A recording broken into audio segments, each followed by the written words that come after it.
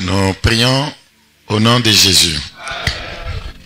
Père de grâce, nous voulons te bénir encore ce soir pour ce grand privilège que tu nous accordes de parler aux leaders, aux ouvriers dans cette formation.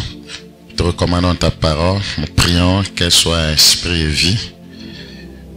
Utilise-la pour nous amener à nous rapprocher davantage de toi, à comprendre tes desseins pour ton peuple. Merci pour cette grâce. Bénis ta part au fond de chaque cœur. Au nom de Jésus, nous avons prié. Alors, nous considérons un thème très important qui a 2 titres que vous pouvez combiner si vous voulez. Je parle du thème intitulé « Je ferai de toi ». Je ferai de toi, ou bien Dieu, un fabricateur de géants. Je ferai de toi, ou Dieu, un fabricateur de géants. Je ferai de toi. Dans Genèse chapitre 17, nous considérons le verset 6. Genèse chapitre 17, le verset 6. Je te rendrai fécond à l'infini. Je ferai de toi des nations et des rois sortiront de toi. Un roi, c'est un géant. Un roi, c'est une personne importante. Un roi, c'est en quelque sorte, vous voyez, une principauté. Il dit, je te rendrai fécond à l'infini. Je ferai de toi des nations et des rois sortiront de toi. Si les rois doivent sortir de quelqu'un, c'est un grand géant. Quelqu'un qui produit les rois est un géant.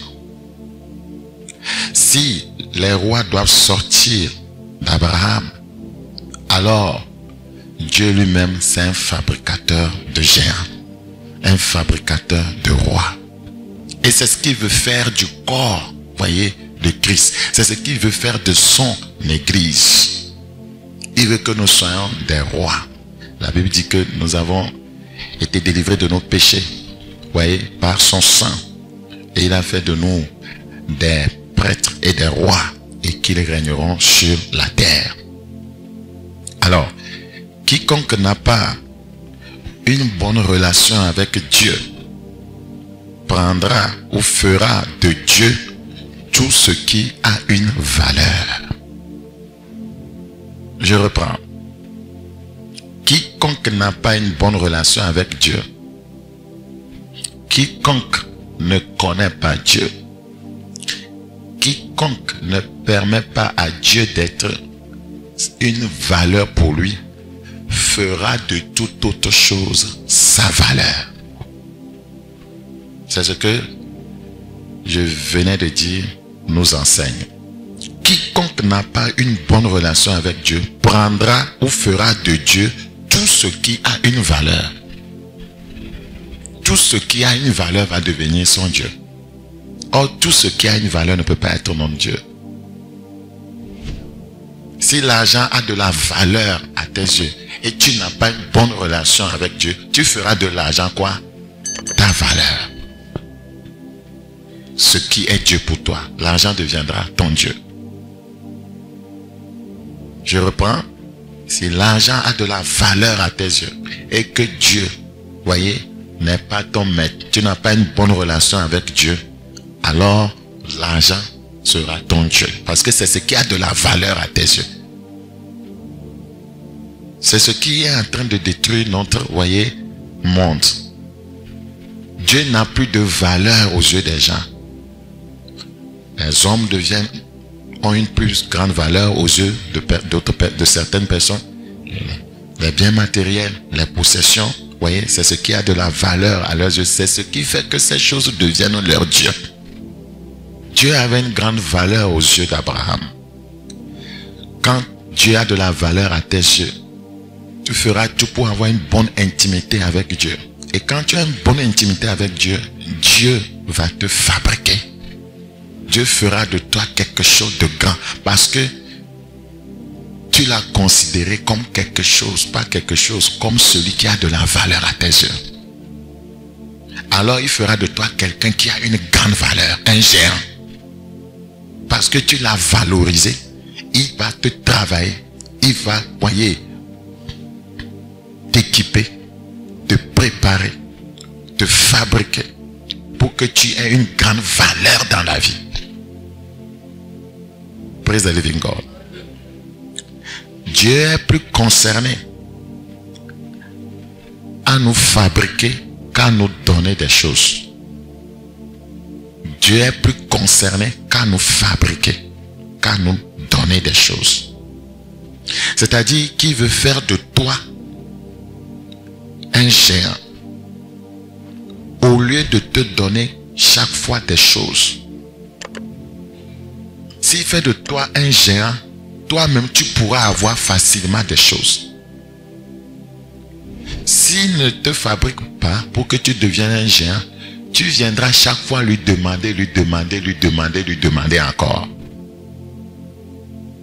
Un roi a tout. Un roi ne commande pas. Praise the living God. Alléluia. Tout ce que on te donne, tu peux le perdre. Mais quand tu deviens quelque chose, tu peux le répliquer. Tout ce qu'on te donne, tu peux le perdre. Mais quand tu deviens quelque chose, tu peux répliquer la chose.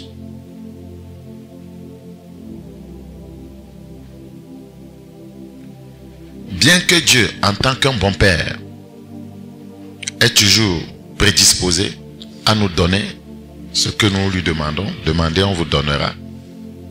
Il est cependant intéressant de savoir que Dieu désire plutôt faire de nous des gens qui n'auront plus à attendre de demander, de recevoir. Le christianisme est devenu une religion, voyez, dont le but est de satisfaire les besoins des gens. Demander et recevoir. Demander et recevoir. C'est comme une religion de commandeur. Non, Dieu veut faire de nous ceux auprès de qui on viendra demander. C'est un géant. C'est un roi. Dans Matthieu chapitre 4, le verset 19. Matthieu chapitre 4, le verset 19. Matthieu 4, le verset 19. Il est écrit au verset 19. Il leur dit, suivez-moi et je vous ferai pêcheurs d'hommes. Il veut plutôt nous fabriquer. Pêcheurs d'hommes. Je vous ferai, ou je ferai de vous, pêcheurs d'hommes. Pêcheurs d'hommes. C'est tellement important. Regardez dans Marc 1, le verset 17. Marc 1, le verset 17. Marc chapitre 1, le verset 17. Marc 1, le verset 17. Nous lisons ce qui suit. Jésus leur dit, suivez-moi et je vous ferai pêcheurs d'hommes. Suivez-moi d'abord. Je vais vous fabriquer. Je vais vous transformer. Je ferai de vous, voyez, pêcheurs d'hommes. Dieu est un fabricateur de géants. Jésus est un faiseur de géants. C'est un concepteur de géants. C'est un concepteur d'hommes puissants. C'est un concepteur d'hommes avec de fortes moralités, de fortes potentialités. Ceux que Christ fabrique ont la capacité de faire ce que Dieu seul peut faire. Je reprends. Ceux que Christ fabrique ont la capacité de faire ce que Dieu seul peut faire. Ce que Dieu seul peut faire. Si le Seigneur te fabrique, tu pourras faire ce que Dieu seul peut faire. Dans 2 Corinthiens chapitre 3, le verset 5. 2 Corinthiens chapitre 3, le verset 5. Dieu seul, voyez, peut aimer. Dieu seul peut pardonner. Dieu seul peut vivre dans la sainteté. Dieu seul peut vivre au-dessus du péché. Mais si le Seigneur t'a fabriqué, travaillé, tu pourras faire ce qu'il peut faire. Dieu seul peut guérir les malades. Dieu seul peut chasser les démons. Si tu as fabriqué, tu as travaillé, tu seras capable de faire ce que Dieu seul peut faire. Parce que sa semence est en toi. 2 Corinthiens 3. 2 Corinthiens chapitre 3, le verset 5. 2 Corinthiens 3, 5. 2 Corinthiens 3, 5. Ce n'est pas dit que nous soyons par nous-mêmes capables de concevoir quelque chose comme venant de nous-mêmes. Notre capacité, au contraire, vient de Dieu. S'il nous fabrique, nous aurons la capacité de faire ce que lui seul peut faire. Mais ceux à qui il donne reviennent encore et encore demander. Ceux qu'il a fabriqués sont à même de répliquer ce qu'ils sont devenus. Alors, Jésus avait multiplié le pain pour donner aux gens. Ils sont revenus le lendemain en cherchant encore. Parce qu'eux-mêmes sont incapables de multiplier le pain. Ils ne peuvent pas le faire. Mais Dieu, le Seigneur peut fabriquer quelqu'un qui peut faire ce qu'il a fait. En fait, c'est ce qu'il veut faire de son église. Que nous puissions reproduire ce que le Seigneur a l'habitude de faire. Le Seigneur m'a fait comprendre qu'il voulait que nous soyons son second exemplaire. Son second exemplaire. Dans Jean 6, 26, Jean chapitre 6, le verset 26. Jésus répondit, en vérité, je vous le dis, vous me cherchez non parce que vous avez vu des miracles, mais parce que vous avez mangé des pains et que vous en avez été rassasiés. Vous voyez? Donc, ils ont eu le pain. Le lendemain, ils sont revenus en cherchant encore et encore du pain. Parce qu'eux-mêmes ne pourront jamais fabriquer le pain. Celui qui vient recevoir reviendra toujours pour recevoir. Mais celui qui est devenu a reçu la capacité de répliquer ce que, voyez bien, ce qui lui a été donné. Donc, le Seigneur veut qu'on devienne comme lui. Au lieu de venir demander, qu'on devienne comme lui. Seigneur, chasse ce démon à moi. Non, il veut que tu sois à même de chasser. Seigneur, parle à cette montagne à ma place. Non, il veut que toi-même tu parles à la montagne. Que tu puisses faire comme lui-même peut faire. Devenir. Et non chaque fois venir quémander.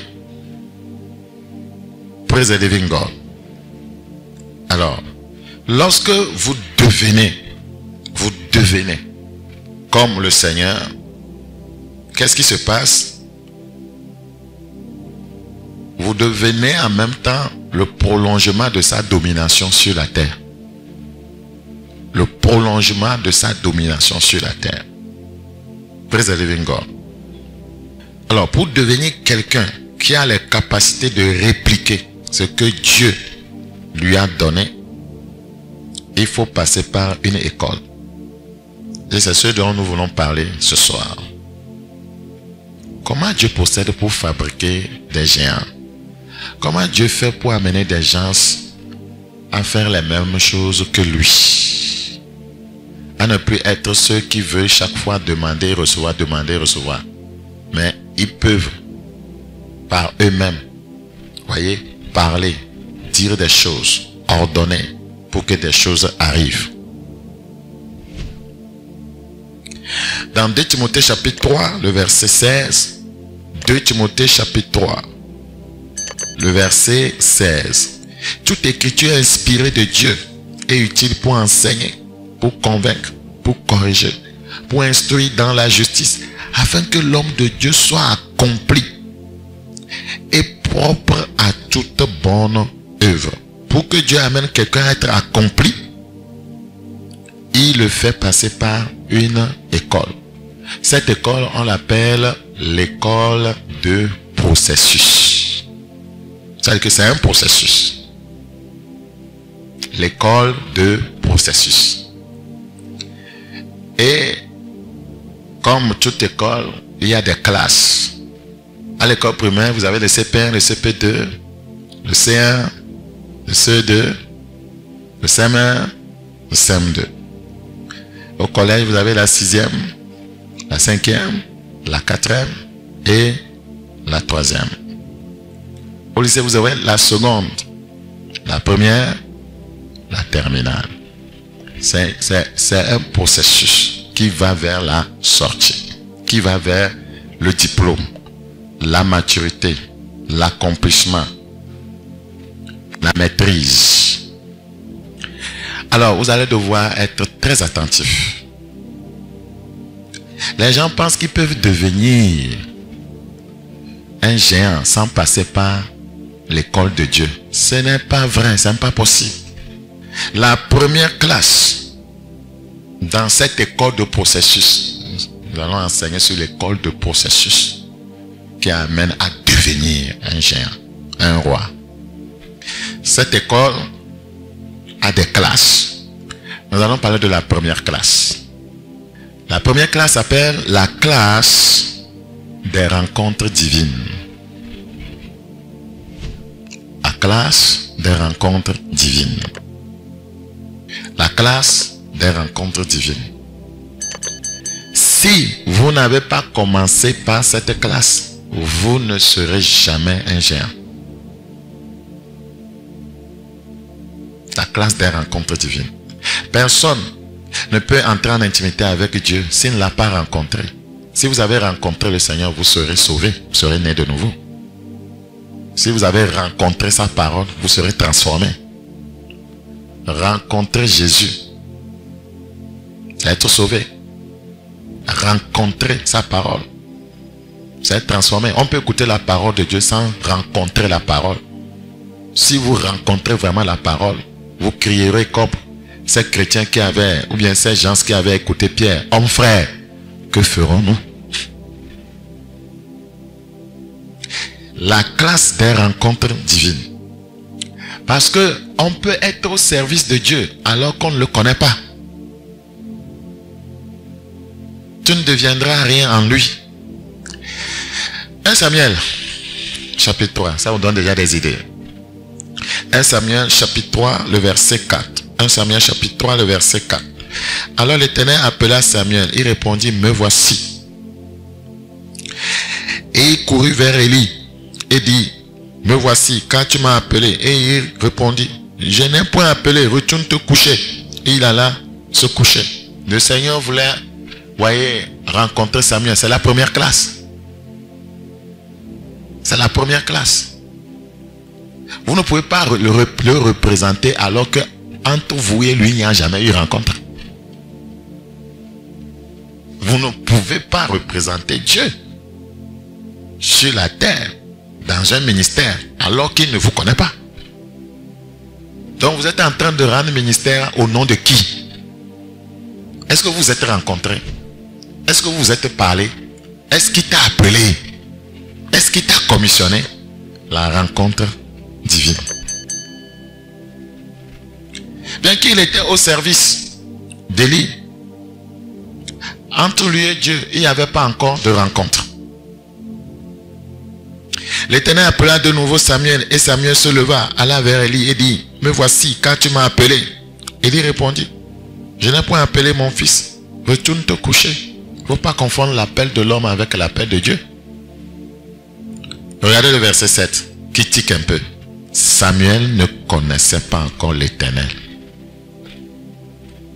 C'est parce qu'il n'y avait pas encore eu rencontre. Tant que quelqu'un n'a pas encore rencontré le Seigneur, il ne peut jamais le connaître. C'est la raison pour laquelle les gens vivent comme ils veulent. Samuel ne connaissait pas encore l'Éternel. Et la parole de l'Éternel ne lui avait pas encore été révélée. C'est ça la rencontre divine. Rencontrer la parole. Rencontrer la parole. Ça change tout dans votre vie. Ça change tout dans votre vie. l'Éternel appela de nouveau Samuel pour la 3e fois. Et Samuel se leva, alla vers Élie et dit, me voici, car tu m'as appelé. Élie comprit que c'était l'Éternel qui appelait l'enfant. Et il dit à Samuel, va, couche-toi, et si l'on t'appelle, tu diras, parle, Éternel, quand ton serviteur écoute. Et Samuel alla se coucher à sa place. L'Éternel vint et se présenta. Il appela comme les autres fois, Samuel, Samuel. Et Samuel répondit, parle, car ton serviteur écoute. Alors l'Éternel dit à Samuel, voici, je vais faire en Israël une chose qui étourdira les oreilles de quiconque l'entendra. Alors, Samuel était au service de l'Éternel, mais il ne le connaissait pas. Regardez, 1 Samuel 3:1. Le jeune Samuel était au service de l'Éternel devant Élie. Mais la Bible nous fait comprendre, voyez, au verset 7, qu'il ne connaissait pas l'Éternel. Mais la parole de Dieu ne lui était pas encore révélée, mais il était au service de Dieu. Il était au service de Dieu, au service de quelqu'un qui ne connaît pas. Beaucoup se disent pasteurs, au service de Dieu. Mais ils forniquent, au service de Dieu. C'est un escroc, au service de Dieu. C'est un menteur. Mais en fait, Dieu n'a rien à voir avec cette personne-là. Et plusieurs comme ça ont établi des ministères. Ils sont au service de Dieu. Mais Dieu ne les connaît pas. Si la parole de Dieu t'a été révélée, tu ne peux pas être au service de Dieu en menant n'importe quelle vie. C'est pas possible. La rencontre divine, c'est la première classe. La rencontre divine, c'est la première classe. Je peux vous dire quelque chose qui va vous choquer. Vous pouvez vérifier ça. Samuel dormait dans le temple où était l'arche de Dieu. Il se couchait sur l'autel, mais ne connaissait pas l'Éternel. Il dormait dans le temple. Il y a des gens qui sont assidus plus qu'une bougie à l'église, mais ne connaissent pas Dieu. Regardez, 1 Samuel 3:3. 1 Samuel 3:3. La lampe de Dieu n'était pas encore éteinte. Et Samuel était couché dans le temple de l'Éternel où était l'arche de Dieu. Ça, c'est l'autel.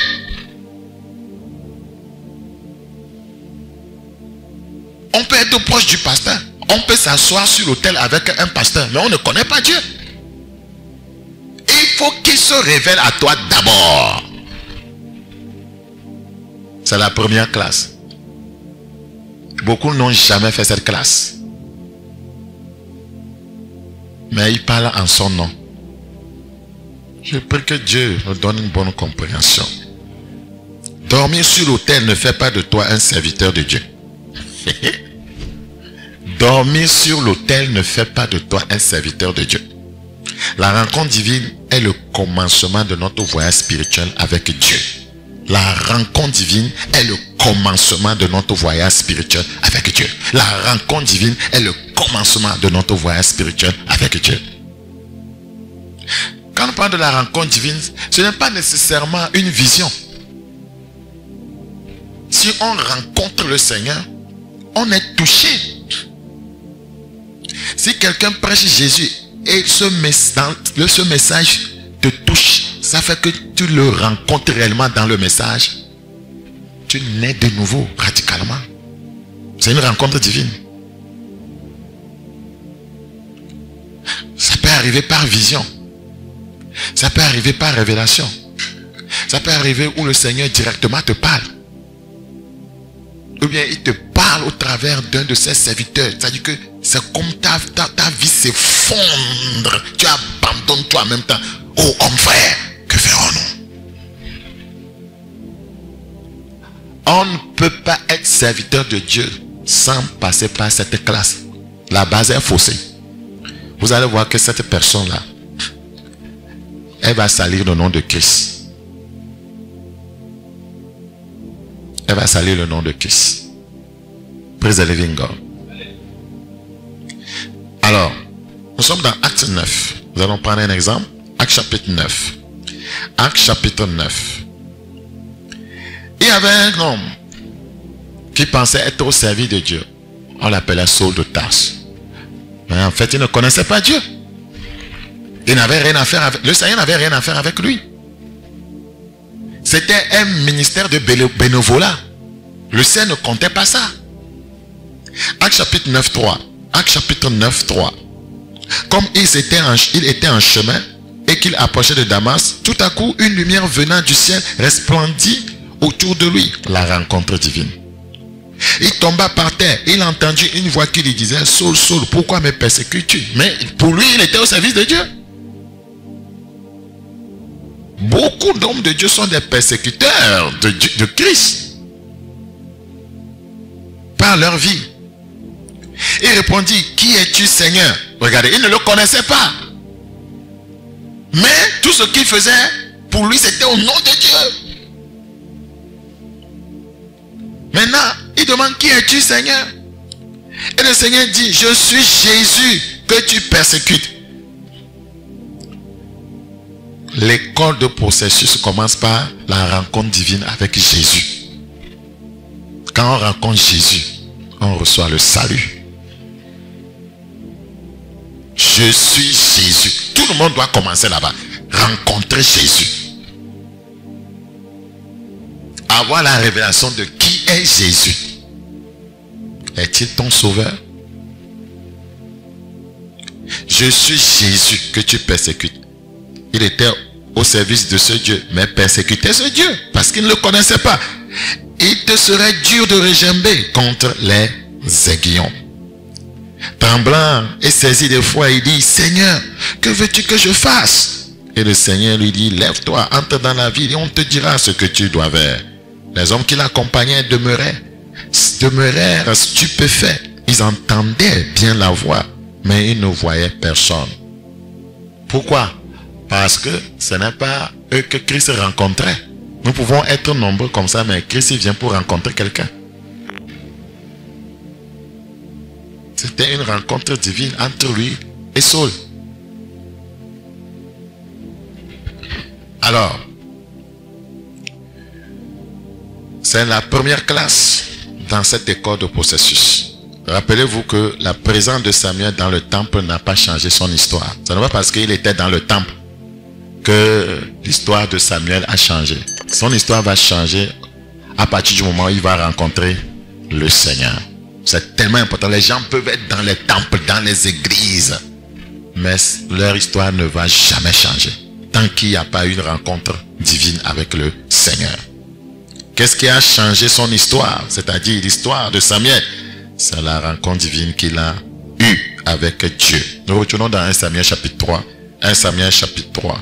1 Samuel chapitre 3, nous considérons le verset 21. 1 Samuel chapitre 3, le verset 21. L'Éternel continuait à apparaître dans Silo, car l'Éternel se révélait à Samuel. C'est la première classe. L'Éternel se révélait à Samuel. Tu ne peux pas travailler avec quelqu'un que tu ne connais pas.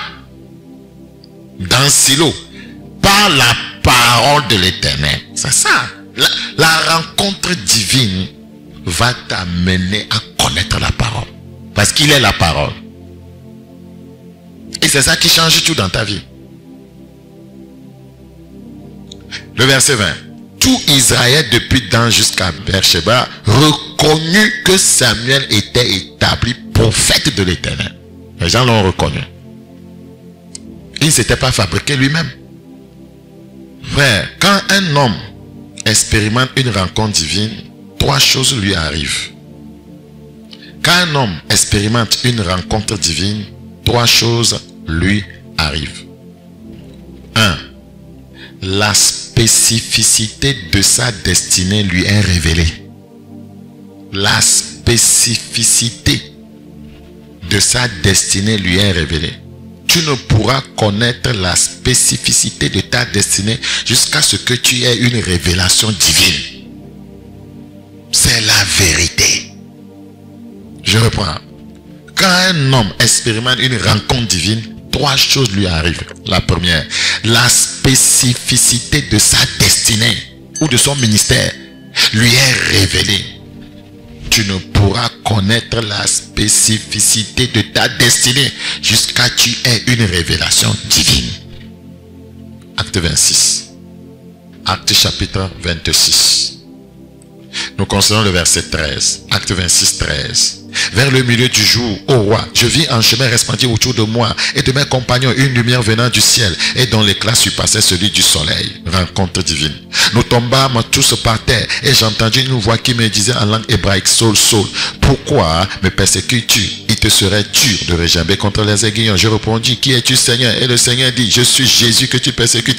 Mais lève-toi et tiens-toi sur tes pieds, car je te suis apparu pour t'établir la spécificité de sa destinée. Je t'ai rencontré pourquoi? Je te suis apparu pour t'établir ministre et témoin des choses que tu as vues et des choses pour lesquelles je t'apparaîtrai. Je t'ai choisi du milieu de ce peuple et du milieu des païens vers qui je t'envoie. Il découvre son appel.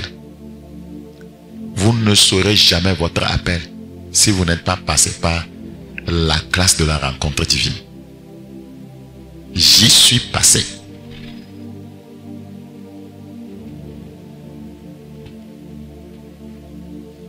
Afin que tu leur ouvres les yeux pour qu'ils passent des ténèbres à la lumière. Voilà le mandat. Et de la puissance de Satan à Dieu, pour qu'ils reçoivent par la foi en moi le pardon des péchés et l'héritage avec des sanctifiés. Des sanctifiés. En conséquence, roi Agrippa, je n'ai point résisté à la vision céleste, à la rencontre divine. C'est dans la rencontre divine que la spécificité de votre ministère vous est révélée. Praise the living God. Alors, il faut une rencontre divine pour être dans sa ligne ministérielle. Il faut une rencontre divine pour être dans sa ligne ministérielle.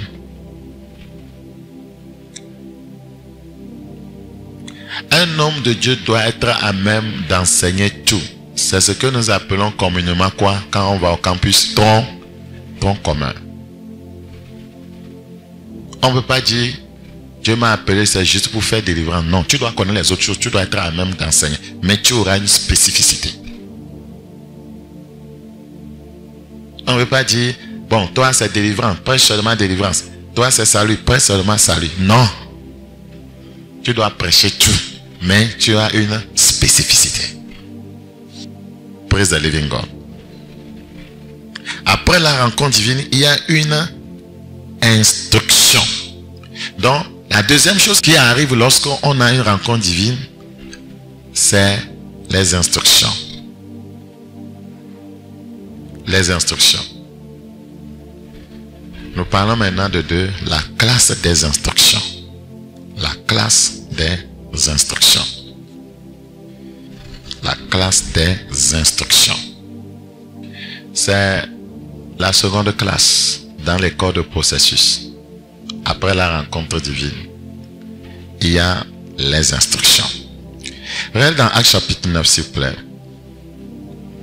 La première chose, après la rencontre divine, la spécificité de ton ministère t'est révélée. La deuxième chose, la classe des instructions. Les instructions te sont données. Et on va voir la troisième chose. Vous voyez, Actes chapitre 9, le verset 15, s'il vous plaît. Le verset 15 dit, mais le Seigneur lui dit, va. Car cet homme est un instrument que j'ai choisi pour porter mon nom devant les nations, devant les rois et devant les fils d'Israël. Et je lui montrerai tout ce qu'il doit souffrir pour mon nom. Praise the living God. Je lui montrerai quoi? Tout ce qu'il doit souffrir pour mon nom. C'est un instrument choisi. Avec, vous voyez, des instructions. Dans Ésaïe 48, le verset 17. Ésaïe 48, le verset 17. Il est écrit au verset 17 d'Ésaïe 48, ce qui suit. Ainsi par l'Éternel, ton rédempteur, le Saint Israël, moi l'Éternel, ton Dieu, je t'instruis pour ton bien, je te conduis dans la voie que tu dois suivre. Lorsque le Seigneur te rencontre, il doit t'instruire. On ne peut pas rencontrer le Seigneur et ne pas recevoir des instructions. Lorsque Dieu nous appelle pour l'œuvre, lorsqu'il nous révèle notre appel, il nous donne des instructions. Dans Psaume 32, le verset 8, Psaume chapitre 32, le verset 8, il dit, je t'instruirai, je te montrerai la voie que tu dois suivre. je te conseillerai, j'aurai le regard sur toi. Je t'instruirai, je te montrerai la voie que tu dois suivre. Quand le Seigneur te rencontre, il doit t'instruire. Il doit te montrer la voie que tu dois suivre. C'est comme ça que le Seigneur fonctionne. Il ne va pas te laisser en l'air.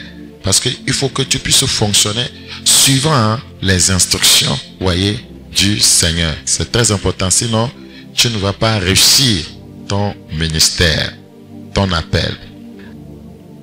Après les instructions reçues, 3, il y a le service. Il y a le service. Il y a le service. La classe du service. C'est dans la classe du service que ton cœur sera testé. C'est dans la classe du service que ton cœur sera testé. Parce que tu peux apparaître comme le meilleur chanteur dans une église, apparaître comme le meilleur enseignant ou le meilleur prédicateur. Mais pendant 10 ans, étant auprès de ton leader principal, il ne va pas t'utiliser. C'est une classe. C'est une école. Tu chantes plus que tout le monde. Mais tu fais 5 ans, personne ne te donne le micro. Tu es un bon enseignant dans l'église. Tu fais 10 ans, on ne te donne pas le micro pour enseigner. Mais tu sais que tu es meilleur. C'est l'école. C'est un test. C'est là-bas que beaucoup partent. C'est là-bas que beaucoup se rebellent. Ils ne savent pas qu'ils sont dans une classe. C'est dans la classe du service que tu es testé. C'est très important.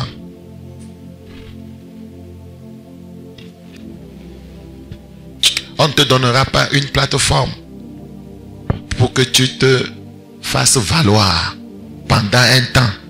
C'est un test. Il faut faire attention. C'est là les gens murmurent. Ils pensent que je suis qui? C'est lui seul qui sait prêcher. C'est lui seul qui sait prier. C'est lui seul qui sait chasser les démons. L'autre fois, j'étais au marché, j'ai prié. Un malade était guéri. Pourquoi quand on fait un programme, il ne me donne pas le micro? Tu as échoué. Tu as échoué. C'est une école de processus. Dieu sait avant de faire ça. Tu as échoué.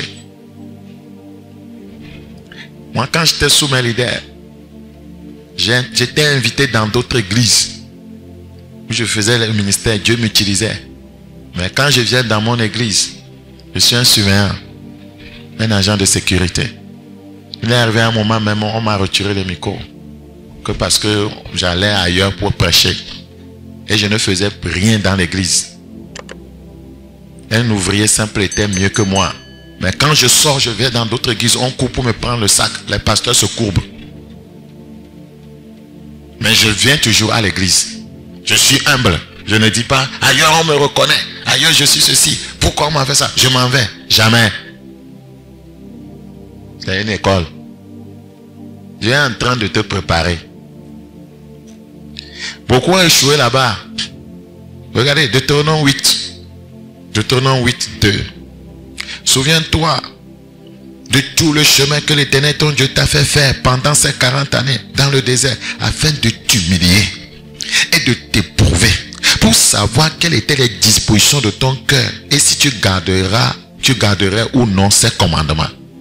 Dieu éprouve les gens, il les humilie. Le verset 16. Le verset 16, Deutéronome chapitre 8. Qui t'a fait manger dans le désert la manne inconnue à tes pères, afin de t'humilier et de t'éprouver pour te faire ensuite le bien. Les gens désistent, partent, se rebellent avant que le bien arrive. Parce qu'ils ne supportent pas quoi? Le test. Je sais faire, je maîtrise. Pourquoi c'est l'autre? Ils ne savent pas qu'ils sont à une école. C'est ici que plusieurs abandonnent, quittent leur père spirituel pour entamer leur propre ministère. Alors que le Seigneur était juste en train de les, étudier, de les tester. Ils échouent lamentablement.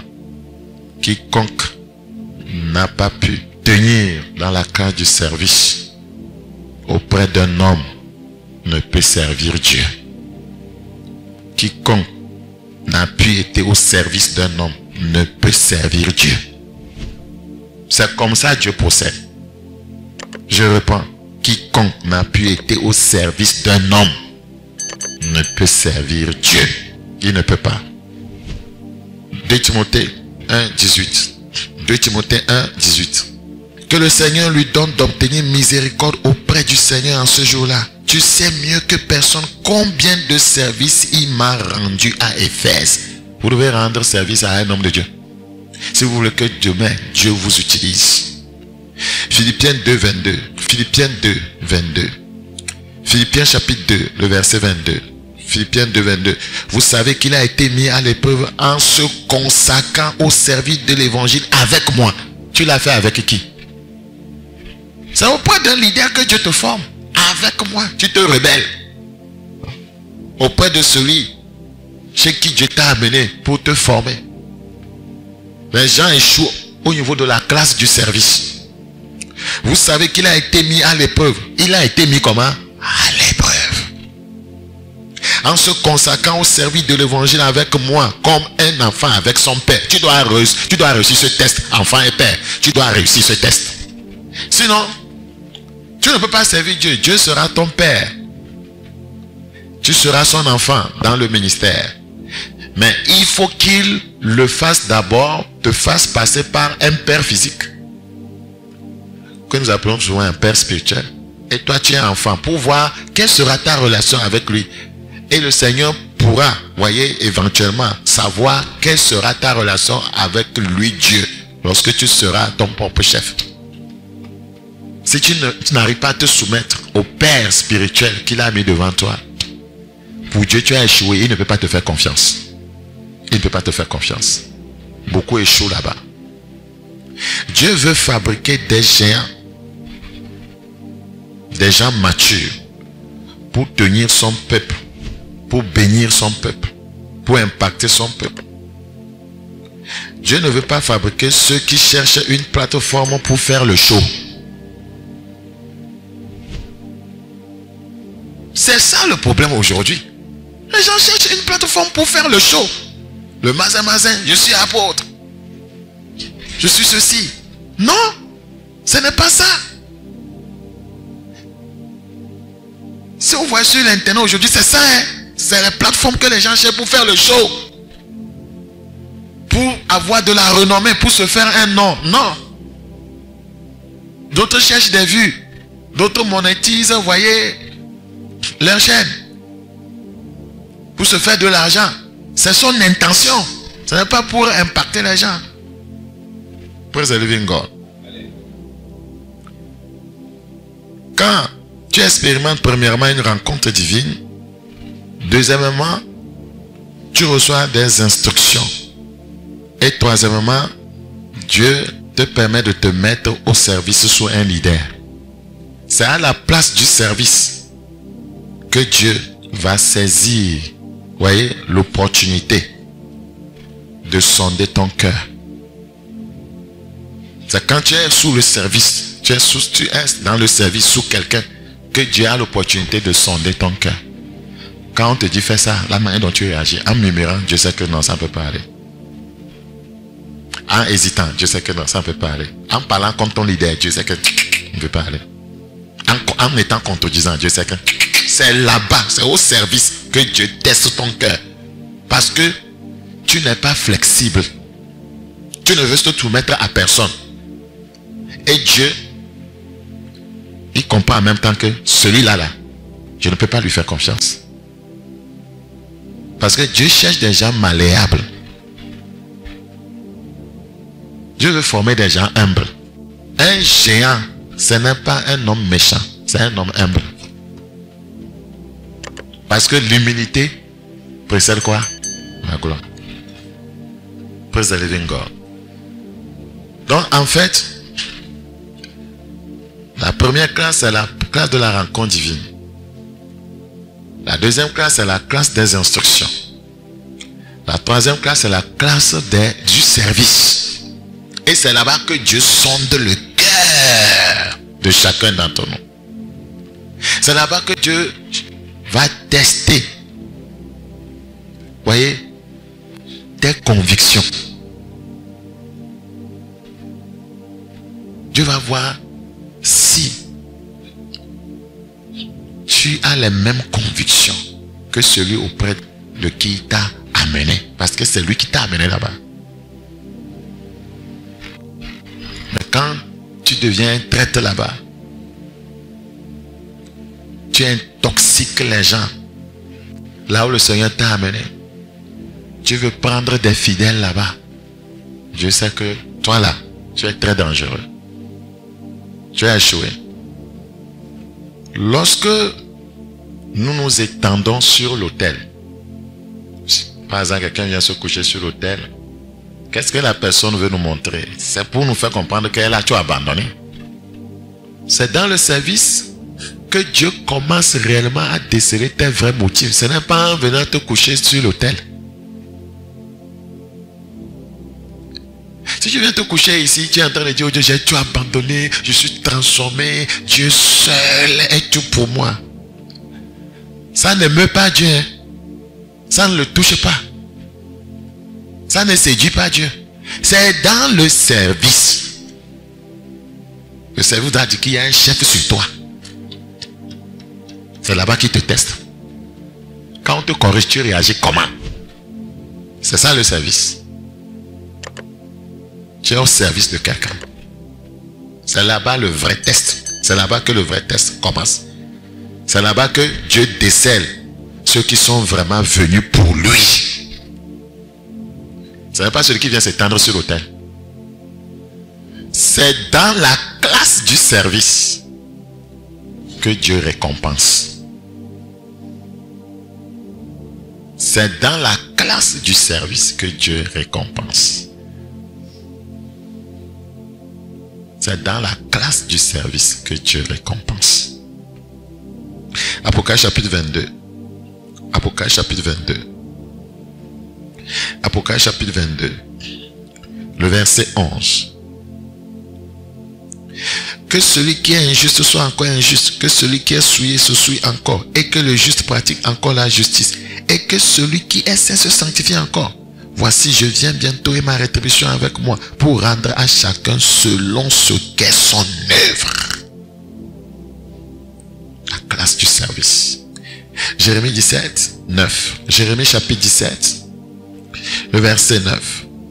Il dit, le cœur tortueux par-dessus tout et il est méchant. Qui peut le connaître? C'est pourquoi Dieu doit sonder ce cœur. C'est au niveau du service qu'il nous sonde. Moi, l'Éternel, j'éprouve le cœur. Je sonde les reins pour rendre à chacun selon ses voies, selon le fruit de ses œuvres. C'est dans le service qui te sonde bien la manière dont tu sers auprès d'un homme de Dieu. C'est là qu'il y a les récompenses. Te soumets-tu? Tu l'embêtes? Tu ne l'écoutes pas? Tu fais ta propre loi? C'est à ce niveau que Dieu nous teste. Ne faites pas chantage à Dieu avec votre don. Moi, je sais chanter. Je suis fâché si je ne viens pas. Je vais voir comment ils vont faire. Tu encours une grande malédiction. Il faut savoir dans quoi nous nous sommes impliqués. C'est pourquoi je vous enseigne ces choses.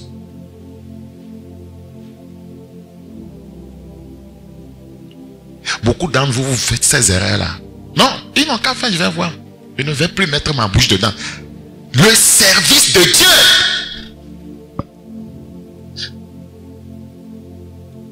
C'est nous qui donnons l'argent. On va arrêter de donner, on va voir ce que ça va devenir. Are you thinking well? S'agit-il d'un homme? S'agit-il du service de Dieu? Beaucoup ont échoué là-bas. Ce n'est pas avec notre argent qu'ils vont réussir leur ministère. C'est le ministère d'un homme.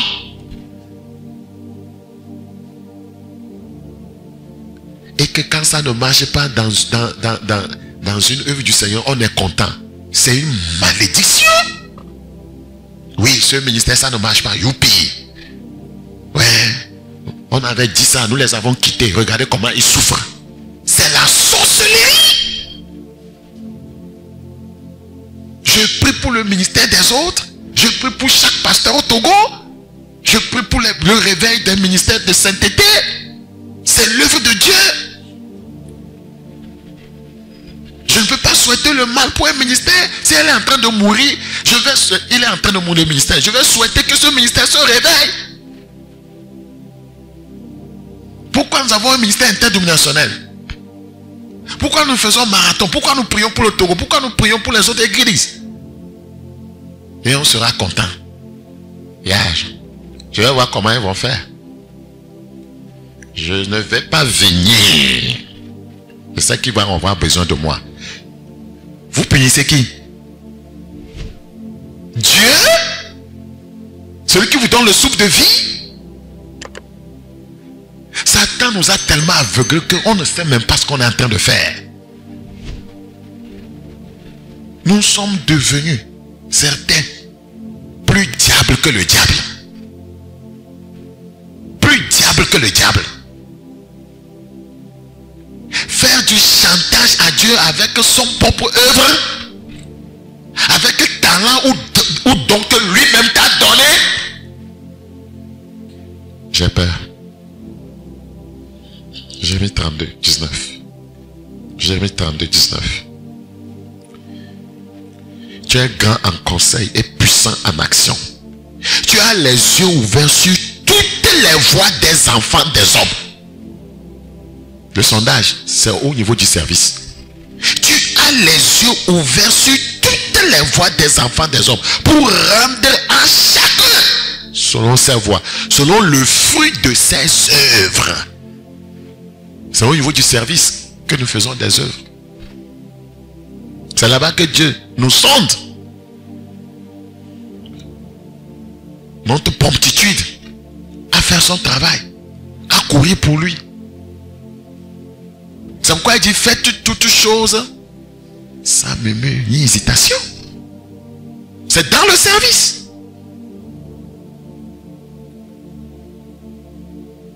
Tu viens en retard, on te corrige, tu t'énerves. Tu as échoué. Hébreux 3, 5. C'est là-bas que les gens échouent. Tout le monde peut se targuer d'avoir une rencontre divine. Tout le monde peut se targuer d'avoir reçu une instruction. Maintenant le service, c'est là où il y a le test. Tu n'as pas été fidèle dans une œuvre appartenant à autrui qui te donnera pour toi-même. Hébreux 3, 5. Pour Moïse, il a été fidèle dans toute la maison de Dieu. Il a été comment? Fidèle. Comme serviteur. Fidèle comme serviteur. Fidèle comme serviteur. Pour rendre témoignage de ce qui devait être annoncé. Il n'y aura pas de récompense dans le royaume pour quiconque n'a jamais servi fidèlement. Il n'y en aura pas. C'est la fidélité que Dieu récompense. Matthieu 25, 23. Matthieu 25, 23. Son maître lui dit, c'est bien. Votre leader doit apprécier. C'est bien, bon et fidèle serviteur. Tu as été fidèle en peu de choses. Je te confierai beaucoup. Parce que comme Dieu est en train de préparer un géant, il lui fait passer par ce test du service. S'il réussit, il va lui confier maintenant comment? Beaucoup. Beaucoup. C'est comme ça Dieu, voyez, fait la promotion de ses enfants. Je te confierai beaucoup. Entre dans la joie de ton maître. Dans Luc 19, le verset 17. Luc 19, le verset 17. Luc 19, 17. Luc 19, 17. Il lui dit, c'est bien, bon serviteur. Parce que tu as été fidèle en peu de choses. Ne cherchez pas beaucoup de choses en même temps. La petite position que ton leader t'a donnée à l'église là, au nom ou bien de la part du Seigneur là, sois fidèle dedans. Ne convoite pas la place de quelqu'un. Sois fidèle dedans. Sois vraiment fidèle dedans. Tu as été fidèle Ouais, en peu de choses, reçoit le gouvernement de divine. Le gouvernement. Vous voyez que quand on réussit au niveau du service, on monte en grade. Le gouvernement, c'est la royauté. C'est devenir un géant. Ça passe par le service bien fait. Ça passe par un service fidèle. C'est très important. Élisée a servi Élie. Imaginez ce qu'il est devenu. 2 Rois 3. Vous ne pouvez pas devenir plus grand que votre maître quand vous vous rebellez contre ce dernier. C'est impossible. C'est impossible. 2 Rois chapitre 3, le verset 11. 2 Rois chapitre 3, le verset 11. Mais Josaphat dit, n'y a-t-il ici aucun prophète de l'Éternel par qui nous puissions consulter l'Éternel? L'un des serviteurs du roi d'Israël répondit, il y a ici Élisée, fils de Shaphat, qui versait l'eau sur les mains d'Élie de service. Élisée a servi Élie. Josué a servi Moïse. Qu'est-ce qu'il est devenu? Qu'est-ce qu'il est devenu? C'est comme ça, ça marche. On appelle ça l'école de processus. Exode 33. Exode chapitre 33. Le verset 11. Le Seigneur ne fait pas ces choses en désordre. Exode 33, 11. L'Éternel parlait avec Moïse face à face, comme un homme parle à son ami. Puis Moïse retournait au camp, mais son jeune serviteur Josué, fils de Nun, ne sortait pas du milieu de la tente. Il continuait à chercher Dieu. Il y a des gens qui n'ont même pas un même cœur avec leur pasteur, mais ils veulent des positions dans l'église, qui parlent mal contre lui, qui le contredit, qui n'est pas d'accord avec sa vision, mais ils veulent être des leaders dans son ministère. Ce n'est pas possible. Dieu connaît les cœurs. Dieu connaît les cœurs. Dieu va te retirer de là d'une manière ou d'une autre. Alléluia. Élisée a servi Élie. Josué a servi Moïse. Donc, quiconque veut avoir un impact véritable dans l'œuvre doit avoir derrière lui un témoignage qui révèle qui il a eu à servir. Je reprends. Quiconque veut avoir un impact véritable dans l'œuvre doit avoir derrière lui un témoignage qui révèle qui il a eu à servir.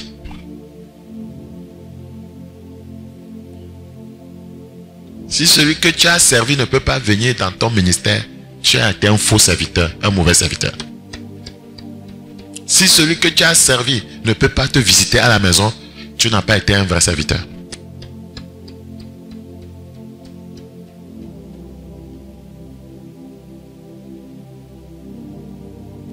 Dans ce royaume, personne n'apparaît comme de la magie, ou bien ne paraît comme de la magie. Dans ce royaume, personne ne paraît comme de la magie. Il faut suivre un processus. Nous l'appelons l'école de processus. Quand tu finis avec la classe du service, Dieu te fait passer maintenant à la 4e classe. La 4e sur le plan spirituel. La classe du renoncement de soi. C'est ce que je vous ai enseigné la fois passée. Avec tout un chapitre. Je vais effleurer ici. La classe du renoncement à soi. Maintenant, vous pouvez comprendre aisément pourquoi les gens n'arrivent pas à renoncer à eux-mêmes. Le processus est raté. La première classe, rencontre divine. Il ne sait pas distinguer sa gauche de sa droite. Il ne connaît pas la spécificité de son ministère. Connaître la spécificité de son ministère, c'est simplement les instructions. Les instructions. Les instructions. Au niveau de la carte du service, Il n'arrive pas. Il ne peut pas renoncer à lui-même. Il échoue là-bas. Comment il peut renoncer à lui-même? On n'a même pas besoin de l'amener maintenant à la classe du renoncement de soi. Parce qu'au niveau du service, il a échoué. Quand Dieu voit qu'au niveau du service, tu es en train de faire bien, on voit ta fidélité, Dieu va dire, je vais pousser le test plus loin. Peut-être il fait semblant. Peut-être il veut bien paraître devant son leader. Peut-être il veut qu'on l'acclame. Peut-être il est en train de faire semblant pour qu'il trouve grâce aux yeux du leader. Amenons-le à la classe du renoncement de soi. Allons-y dans cette classe voir qu'est-ce qui se passe là-bas. Quels sont les enseignements qu'on donne à la classe du renoncement de soi. J'aime ça. Hein? Vous savez pourquoi Dieu vous amène là-bas? Ok. Vous savez, à la classe du service, tu commences à avoir part à certaines bénédictions. Quand on sert, par exemple, le pasteur dit, allez prier pour cette soeur, vous êtes parti prier. En partant, la soeur dit, bon, prenez 20 000 pour le déplacement. Ok. Dieu regarde. Ah, donc c'est la bénédiction. Je vais voir si c'est la bénédiction qu'il aime. C'est pourquoi il court pour servir. Il va tester aussi un pasteur. Parce que quand tu es à la carte du service en tant que serviteur de Dieu, un fidèle peut dire, pasteur prend. On appelle ça les avantages du ministère. Maintenant, Dieu va pousser très loin pour voir c'est ça ce qui t'intéresse ou comment. C'est pourquoi il t'amène à la case du renoncement de soi.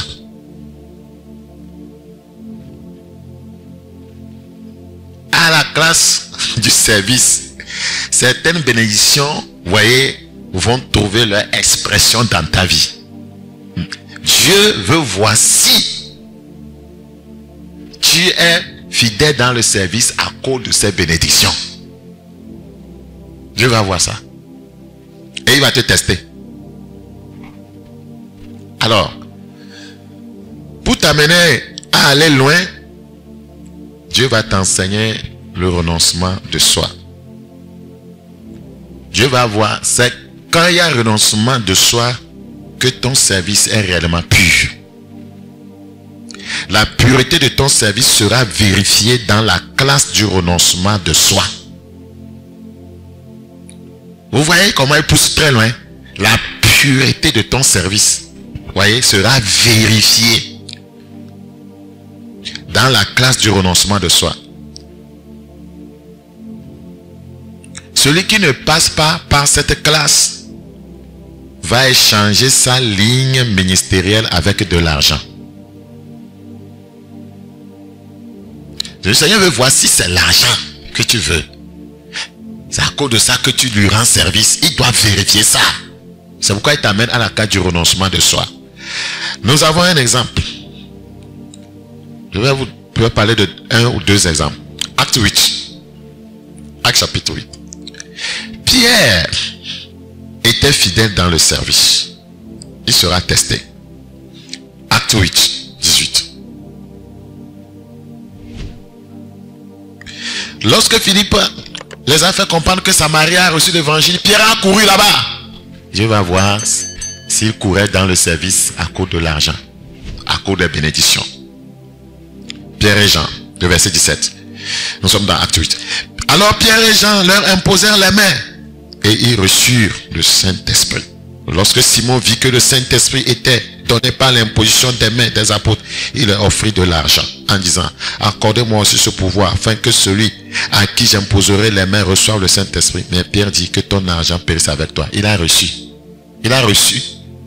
Réussi au test. Le renoncement à soi. Il a renoncé à l'argent. Sinon il allait dire, non, c'est combien?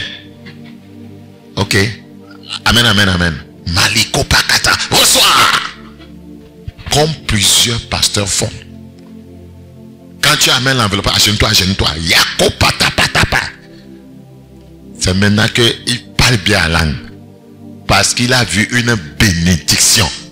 Le Seigneur va te tester là pour voir.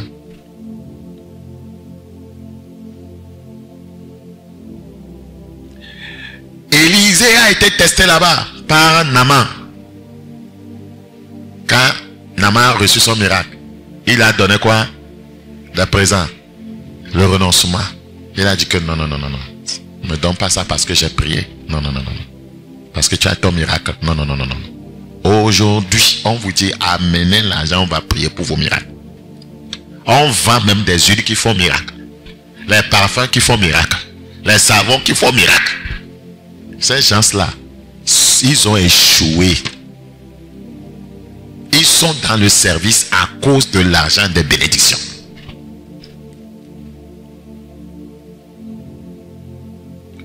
Géasi n'a pas appris chez son maître. Lui, il a couru. Imaginez sa course. Il avait failli cogner un caillou pour tomber. C'était comme une étoile filante. Il doit rattraper. Maman. Il dit, mais Pierre lui dit que ton argent périsse avec toi. C'était la classe du renoncement de soi. Puisque tu as cru que le don de Dieu s'acquérait à prix d'argent. Il n'y a pour toi ni pas ni l'autre dans cette affaire. Car ton cœur n'est pas droit devant Dieu. J'ai eu à recevoir des dames bien nanties. Et elles voulaient se séparer de leur mari.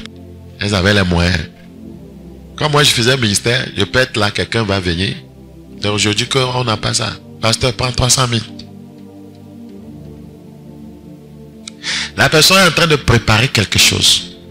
Après un jour, la personne vient. Bon, je veux me séparer de mon mari. Parce que. Tu vas dire quoi? Tu avais pris 300 000, non? Ok. Bon. Si c'est ta décision, tu as échoué. Madame, les Écritures interdisent ça, ce n'est pas possible. Et la personne part. Tu peux me donner 10 millions. Je mange et je me tiens sur la parole. Si tu veux me donner ça en contrepartie de ce que tu cherches, je refuse. Si je ne savais, je mange et après j'ai mangé, tu viens me dire, comme tu as mangé, fais ça, je refuse. Il n'y avait pas un contrat avant de manger. Le renoncement. Parce que quand tu es dans le service, certaines bénédictions commencent à trouver expression dans ta vie. Dieu va vérifier la pureté de ton service pour voir.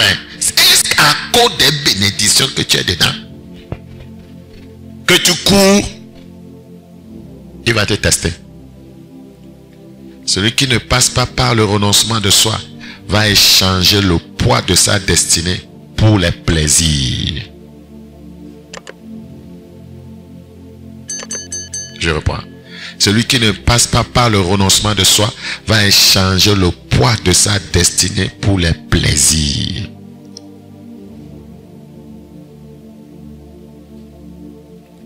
D'autres, comme ils ne voient pas les bénédictions, ils sont en train de servir, ils ne voient pas les bénédictions, ils ralentissent leur service. C'est aussi un échec. Tu as échoué. Dieu sait où il te récompense. Peut-être que dans la semaine là, quelque chose devait arriver à ton enfant. Dieu empêche ça. Si tu sais, les bénédictions vont trouver expression dans ta vie. Ce n'est pas toujours, ce n'est pas nécessairement l'argent. Ça vient de plusieurs manières. Les portes qui s'ouvrent là-bas, la protection de Dieu ici, des faveurs divines là-bas. Tu dois le savoir. D'autres, ça dit que eux c'est l'argent. Est-ce que nous sommes en train d'adorer Eyadema? Nous ne sommes pas à Togo, combien? L'on met 2. Vous allez, on vous distribue. Praise the living God. Celui qui ne passe pas par le renoncement de soi va échanger le poids de sa destinée pour les plaisirs. C'était le cas de qui? Démas. De Timothée 4. 2 Timothée 4, 10. Car Démas m'a abandonné par amour pour le siècle présent. Et il est parti pour Thessalonique. Crescent allait en Galatie. Tite en Dalmatie. Cette personne qui jadis était en feu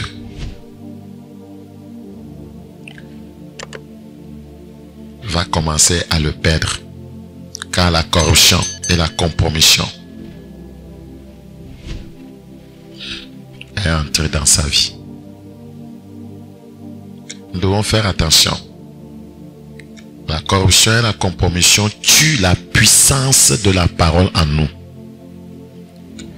La corruption et la compromission tuent la puissance de la parole en nous. Dieu va nous tester. Dieu a testé plusieurs serviteurs de Dieu là-bas, ils ont échoué. C'est pourquoi les gens ne prêchent plus la vérité. C'est on a utilisé l'argent pour les avoir. Les femmes qui donnent l'argent dans l'église là, elles ne s'habillent pas bien et ne peuvent pas parler. À cause de ce qu'ils gagnent.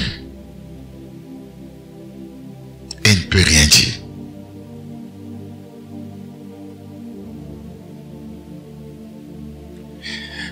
Ceux qui sont dans le ministère l'aident financièrement. Et malgré ça, ces gens-là ont une mauvaise vie. Ils ne parlent pas. Si je parle, ils ne vont plus me donner l'argent. Ils vont partir. Si tu fais ça, tu as échoué chez Dieu. Tu as échoué. Donc, si quelqu'un sombre dans la compromission, ce qui rendait son message puissant, qui était sa vie de consécration, voyez, cette vie de consécration doit s'envoler. C'est ce que la compromission fait. Elle tue la consécration. La compromission tue la consécration. La compromission tue la consécration. C'est pourquoi il faut nécessairement passer par l'école du renoncement de soi. C'est très important. La compromission nous amène à perdre en puissance.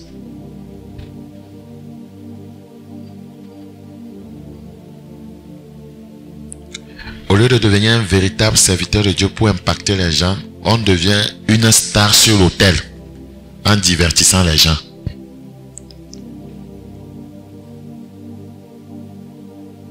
On finit juste comme Samson qui a perdu la consécration et le renoncement de soi. Il a perdu ça. Il était devenu quelqu'un qui divertissait les Philistins.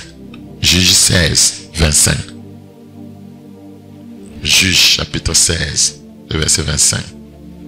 La Bible dit, dans la joie de leur cœur, il dit qu'on appelle Samson et qui nous divertisse. Il fit sortir Samson de la prison et il joua devant eux. Il le plaçait entre les colonnes. Samson n'avait pas renoncé à lui-même. Il n'avait pas renoncé à lui-même. Il a échangé. Voyez, la pureté de son service par la compromission, par l'immoralité sexuelle. Nous devons être très vigilants. Et quand on arrive à ce stade, on commence à prêcher aux gens ce qu'ils veulent entendre. On commence à dire aux gens ce qu'ils veulent entendre. 2 Timothée 4.3. 2 Timothée 4.3. Quand il viendra un temps où les hommes ne supporteront pas la saine doctrine, mais ayant la démangeaison d'entendre des choses agréables, se donneront une foule de docteurs selon leurs propres désirs. Détourneront l'oreille de la vérité, se tourneront vers les fables. Mais toi, sois sobre en toutes choses, supporte les souffrances. Fais l'œuvre d'un évangéliste et remplis bien ton ministère. C'est très important. Il dit, remplis bien ton ministère. Le renoncement de soi, la classe du renoncement de soi. C'est une classe importante. C'est là-bas que la pureté de ton service est vérifiée. Après la classe du renoncement de soi, Dieu va t'amener encore à une autre classe. Nous sommes en train d'aller vers la fabrication d'ingénieurs. Kalouzi Milandoza. Nous sommes parvenus à la dernière classe. C'est après cette classe que Dieu peut commencer à te faire confiance. la classe de la guerre.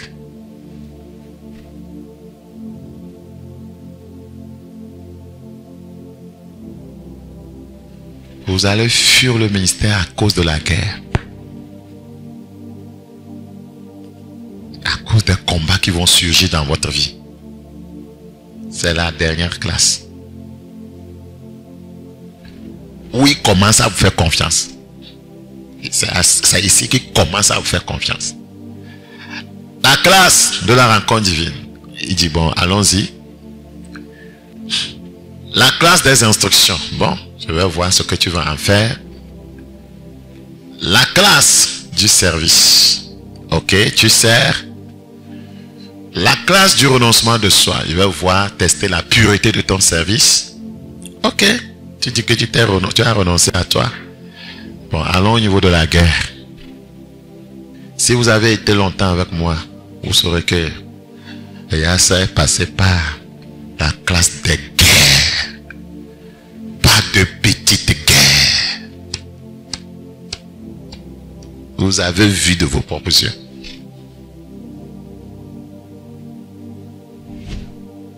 Le combat. Les attaques. On va voir si tu vas fuir, si tu vas renoncer. Ce n'est pas une petite classe. Élie a fui là-bas, au niveau de Jézabel.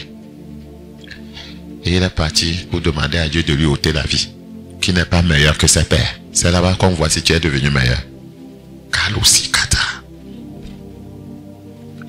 Bon, finalement, qu'est-ce que nous sommes? Oui, nous faisons les mazins, les tchèques, les spirituels. Ablata quoi?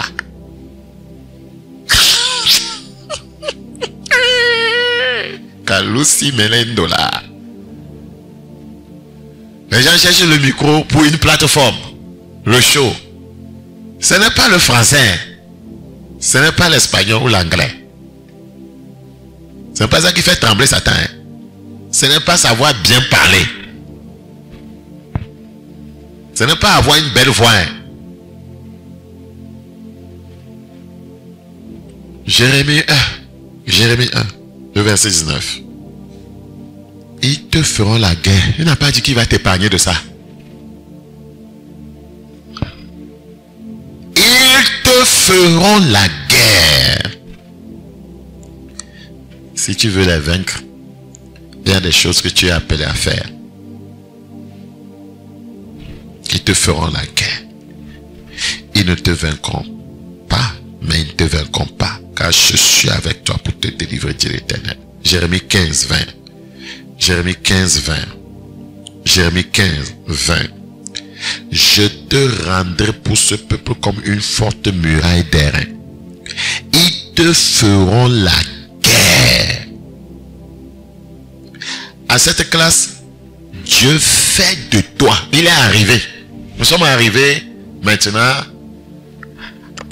à un niveau où le géant est fabriqué. C'est au niveau de la classe de la guerre. À cette classe, Dieu fait de toi une forte muraille d'airain. Une muraille s'oppose, voyez, à l'entrée de n'importe qui. Tu deviens une muraille dans le corps de Christ. Une muraille pour les gens. Une muraille contre Satan. Une muraille contre les œuvres des ténèbres. C'est à la carte de la guerre. C'est ce que Dieu voulait que tu sois. Tu deviens un obstacle pour Satan. Un obstacle pour ses œuvres. Un obstacle. Tu renverses les obstacles. Muraille d'airain. On n'a pas dit de sable. Hein. Airain.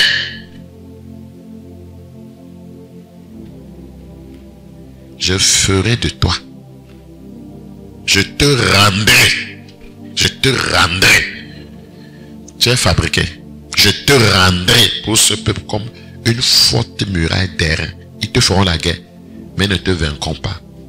Quand je serai avec toi pour te sauver, te délivrer, dit l'Éternel.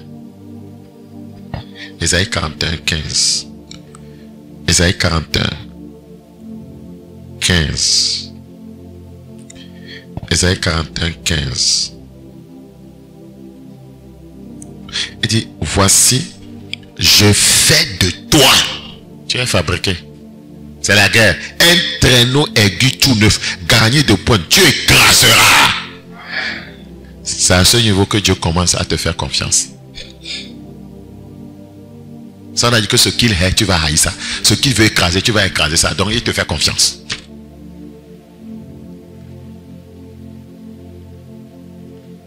Tu écraseras, tu broyeras les montagnes, les problèmes.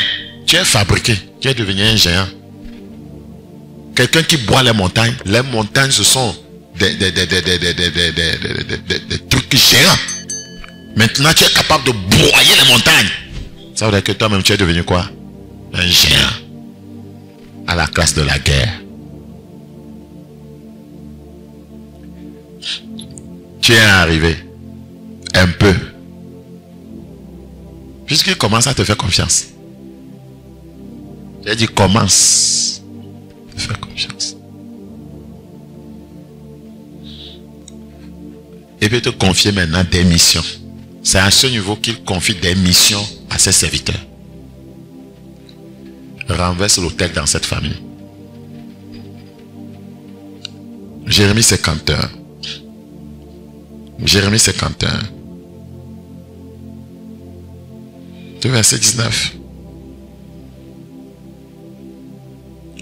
Celui qui est la part de Jacob n'est pas comme elle, car c'est lui qui a tout formé, et Israël est la tribu de son héritage. L'Éternel des armées est son nom. Tu as été pour moi un marteau et un instrument de guerre. C'est la classe de la guerre.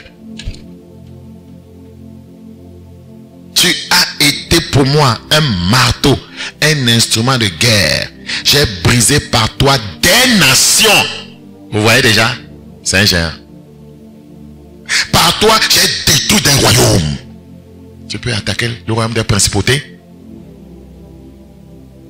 Par toi, j'ai brisé le cheval et son cavalier. Par toi, j'ai brisé le char et celui qui était dessus. Par toi, j'ai brisé l'homme et la femme. Par toi, j'ai brisé le vieillard et l'enfant. Par toi, j'ai brisé le jeune homme et la jeune fille. Par toi, j'ai brisé le berger et son troupeau. Par toi, j'ai brisé le laboureur et ses bœufs. Par toi, j'ai brisé les gouverneurs et les chefs. Les principautés. Tu es un grand géant. Tu brises les gouverneurs et les chefs. Alors que la classe du renoncement de soi est la classe du sacrifice, la classe de la guerre, c'est là où ta foi est éprouvée. Au niveau de la classe de la guerre, ta foi est éprouvée. Ici, Dieu veut éprouver le témoignage de ta foi. Éphésiens 6, le verset 16. Éphésiens chapitre 6, le verset 16. Éphésiens 6, 16. Prenez par-dessus tout cela le bouclier de la foi avec lequel vous pourrez éteindre tous les traits enflammés du malin. C'est la guerre. Les traits enflammés. Ta foi est éprouvée ici. Si tu vas tenir devant les traits enflammés de l'ennemi, ta foi est éprouvée à ce niveau. À ce niveau, vous devez prouver à Dieu que c'est en lui que vous avez confiance, pas votre connexion avec les hommes. À la classe de la guerre, c'est-à-dire que Dieu va voir si vous allez avoir confiance en lui. Vous allez commencer à courir vers les hommes. Oh, nous on a des bras longs, nous on a celui-là, je vais aller voir mon oncle, il est ici. Dieu va voir si tu vas compter en lui seul, en l'invoquant. C'est ce qu'il cherche à voir.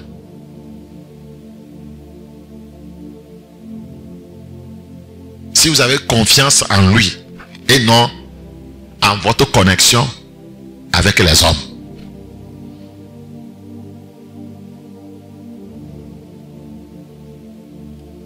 Certains combats surgiront et te déconnecteront de toute personne en qui tu as confiance. À ce niveau, c'est à ce niveau que vous irez à Dieu sur l'autel et dire: Seigneur, tu es mon Ebenezer. Là, tu es arrivé. Tu es mon secours, la pierre de secours. Ebenezer, la pierre de secours. Il y a plus personne. Tu es déconnecté de tout. Tu sais que sans Dieu, c'est fini. Si tu peux aller sur l'autel et dire, Seigneur, tu es la seule personne en qui j'ai confiance. Tu es mon Ebenezer dans cette situation. Tu as réussi.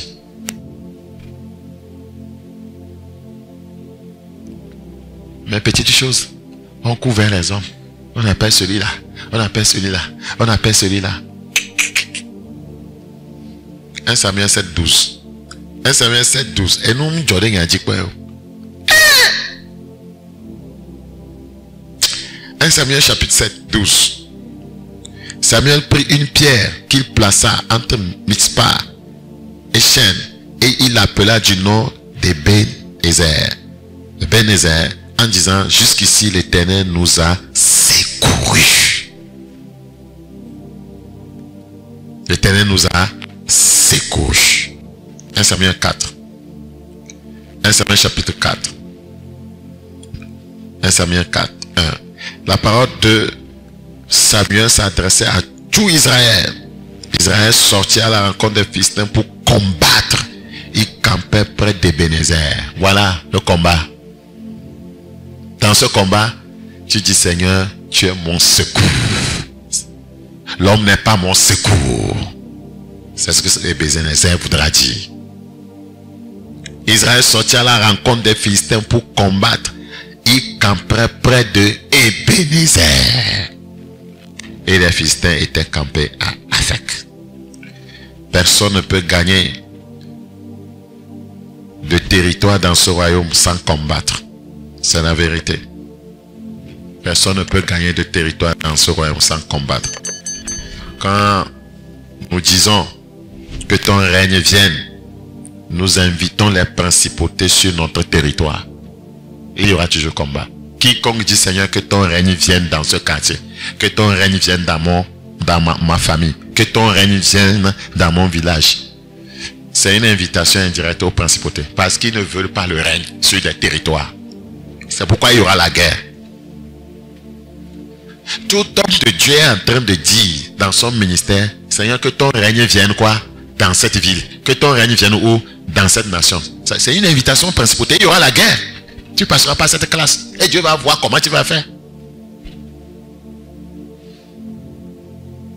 Donc ceux qui n'ont pas la notion, qui n'ont même pas une bonne vie, qui cherchent le micro pour le show, et ils commencent un ministère en train de dire qu'il veut établir le règne de Dieu ici. Les principautés viendront, non?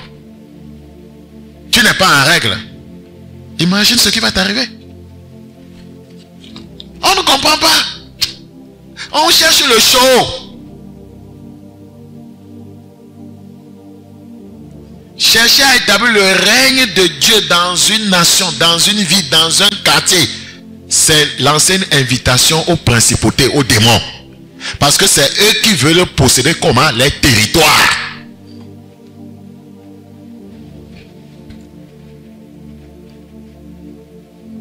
Vous comprenez les attaques maintenant? Quand nous prêchons que le règne de la sainteté doit venir, le règne de la justice doit venir, mais les principautés viendront nous combattre. Ils veulent instaurer le règne de la sueur, de l'injustice dans la nation. Si vous êtes un vrai serviteur de Dieu, vous serez dans les combats. Il n'y a rien à faire. Et si vous résistez dans les combats, Dieu commence à vous faire confiance. Et il vous confie maintenant des missions. Accomplir sa destinée, ce n'est pas dire des paroles en l'air. Je reprends. Accomplir sa destinée. Je suis en train de conclure. Accomplir sa destinée, ce n'est pas dire des paroles en l'air. C'est s'engager dans un combat farouche contre les forces du mal. Je reprends. Accomplir sa destinée, ce n'est pas dire des paroles en l'air. C'est s'engager dans un combat farouche. Non, moi je vais faire ci, moi je vais faire ça, au nom de Jésus. Mais tu ne suis pas les principes pour remporter la victoire. Quand quelqu'un arrive à la case de la guerre, il arrive au niveau où Dieu peut commencer à lui faire confiance. Dieu peut faire quoi? Commencer à lui faire confiance. Et c'est ici que Dieu peut lui confier des missions spéciales. Si vous n'êtes pas instruit de ces choses, l'ennemi va vous tromper par l'esprit de rébellion. C'est pourquoi les rebelles, voyez, vivent dans les lieux arides. Dieu ne fait pas les choses en l'air. C'est une classe de procédure. Donc, vous n'êtes pas passé par cette classe. Vous avez un leader qui connaît ça, qui passe par la classe. Il est quelque part et vous voulez l'embêter. Vous aurez des problèmes avec Dieu. Vous n'arrivez pas au niveau de quelqu'un, vous voulez l'embêter. Vous ne savez même pas là où vous êtes. Vous ne savez même pas ce que vous cherchez. Vous ne savez même pas qu'est-ce que la Bible a dit quoi. Vous êtes dans la confusion. Et vous vous attaquez à ceux qui savent où ils sont en train d'aller. Deutéronome 2. Verset combien? 24. Levez-vous, partez, et passez le torrent de l'Arnon. Vois, je livre entre tes mains Zion. C'est une mission. À la fin de la guerre, Dieu te confie des missions comment? Spéciales. Vois, je livre entre tes mains Zion, roi de Hesbon, l'Amoréen et son pays. Commence la conquête. Fais-lui la guerre. Dieu a confiance en lui. Fais-lui la guerre.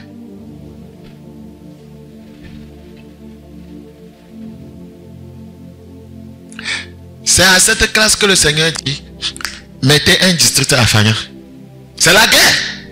Les principautés sont là-bas. Mettez un district à Tchéjé. C'est quoi? C'est la guerre. C'est une mission. Mettez un district à Détikopé. C'est quoi? C'est la guerre. Mettez un district à Kakavili. C'est quoi? C'est la guerre. Parle à la télé. C'est quoi? C'est la guerre.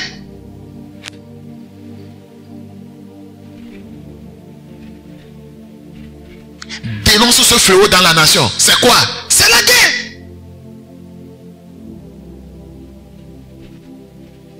Prêcher l'évangile, c'est s'engager dans une guerre ouverte contre les forces du mal. Ce n'est pas du show. Ce n'est pas avoir des cléricacoles. Ce n'est pas avoir des beaux habits avec des designs bizarres. Les gens aiment ça.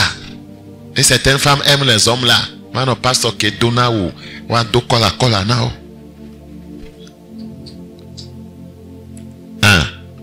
Nous avons dit pour que Dieu fabrique des géants. Vous fabriquez des gens qui peuvent faire seuls ce que lui peut faire. Il les fait passer par une école de procédure. Et cette école a des classes. La première classe, c'est la classe de la rencontre divine. La deuxième classe, c'est la classe des instructions. La troisième classe, c'est la classe du service. La quatrième classe, c'est la classe du renoncement de soi. Pour vérifier la pureté de ton service. Ceux qui travaillent avec nous, nous vérifions la pureté de leur service, mais ils ne le savent pas. Quand ton leader est en train de te tester, il ne te dira pas.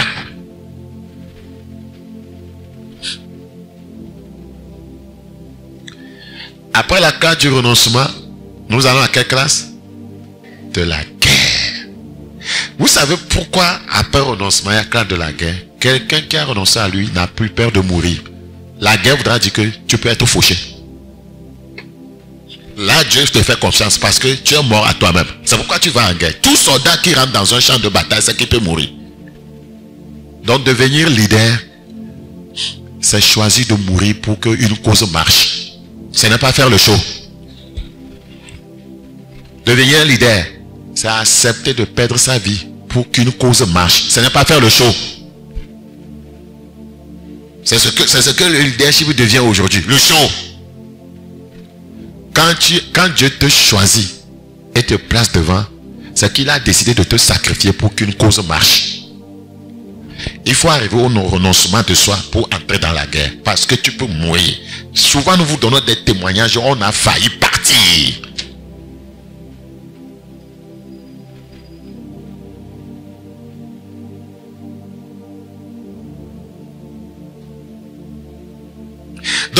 pas renoncement de soi, on n'entre pas dans la guerre. Le renoncement de soi, tu n'as plus rien à perdre. Tout appartient à Jésus. Tu as tout laissé sur l'autel. Ça veut dire que si tu meurs dans la cadre de la guerre, tu vas directement au ciel. Mais s'il n'y a pas renoncement de soi, et tu entres dans la guerre, et tu es fauché, tu vas en enfer. Oui, le matrimoine ouvert pour la délivrance de mamie, c'est scindé. Il est au cou le noir, mais fier le yo.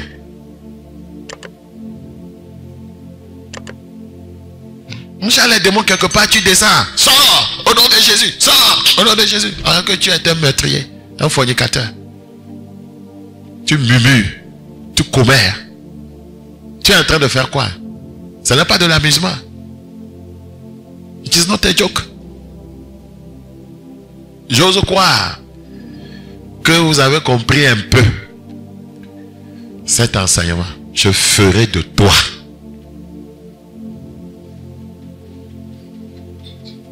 je ferai de toi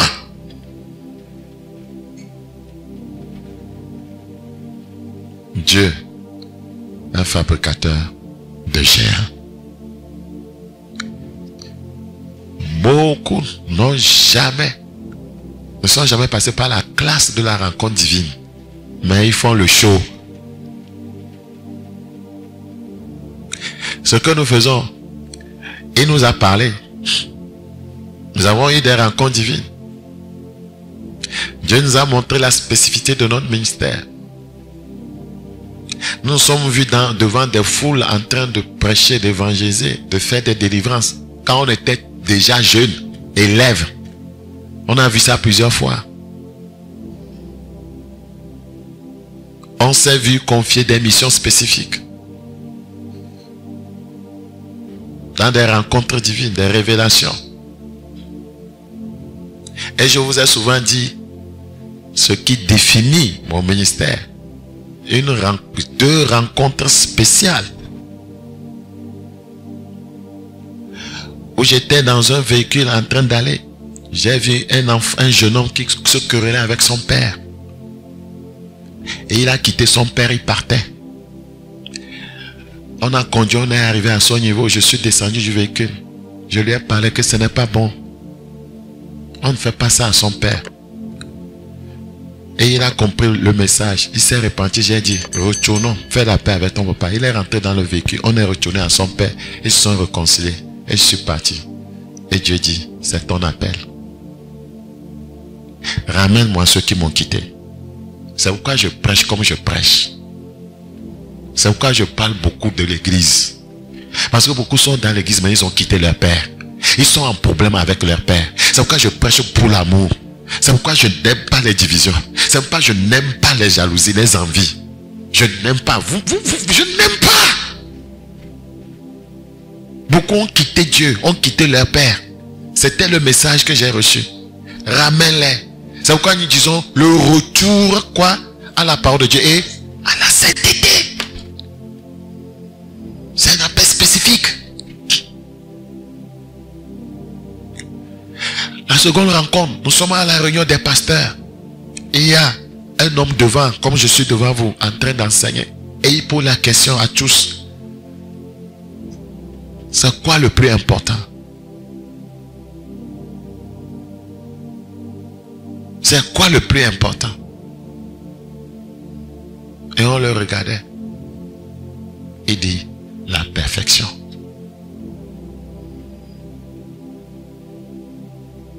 La perfection. La perfection, c'est la maturité. C'est la sainteté. C'est pourquoi nous prêchons ces choses.